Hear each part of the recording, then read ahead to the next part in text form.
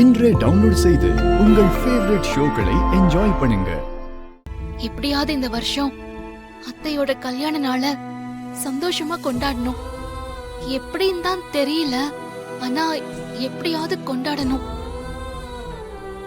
வேண்டாம்க்கா, அவங்க இந்த சிச்சுவேஷன்ல இருக்கும்போது நீ இந்த ஃபங்க்ஷனை நடத்தினா அத்தை ஏதாவது கோவப்பட்டு உன்னை தப்பா நினைக்க போறாங்க. அத்தையே தப்பா நினைக்கலனாலும் அந்த சிந்தாமணியும் ஸ்ரீஜாவும் உன்னை பத்தி அத்தை கிட்ட தப்பா போட்டு கொடுப்பாங்க. இல்ல வர்ஷினி, அத்தை இப்படி இருக்கிறதுனால தான் நான் சொல்றேன். கல்யாணம் ஆனதுல இருந்தே அத்தை முகம் பழைய மாதிரி இல்ல. அத நான் பார்த்துட்டு தானே இருக்கேன். அவங்க எப்பவுமே முகம் முழுக்க சந்தோஷமா சிரிச்சபடி எவ்வளவு அழகா இருப்பாங்க தெரியுமா? அந்த சந்தோஷம் அவங்களுக்கு திரும்ப வரணும். அத நான் பார்க்கணும். அதுக்கு இந்த ஃபங்க்ஷன் நடந்தாதான் நல்லா இருக்கும். புரியுதுக்கா, ஆனா எப்படி? அத்தை தான் கல்யாண நாள் கொண்டாட வேண்டான்னு சொல்லிட்டு போயிட்டாங்களே. அதான் நானும் யோசிக்கிறேன். ஆனா எப்படியாவது நடத்தணும் வர்ஷினி. அவங்க முகத்துல பழைய சந்தோஷத்தை வர வைக்கணும். என்ன பண்ணலாம்?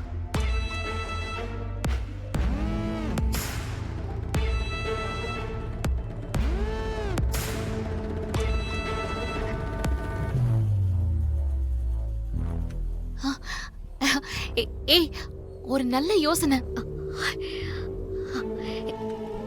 என்னக்கா? ஒரு நிமிஷம் இரு, வரேன். அக்கா, நானும் ஏதாவது ஒரு ஐடியாவை யோசிக்கிறேன்.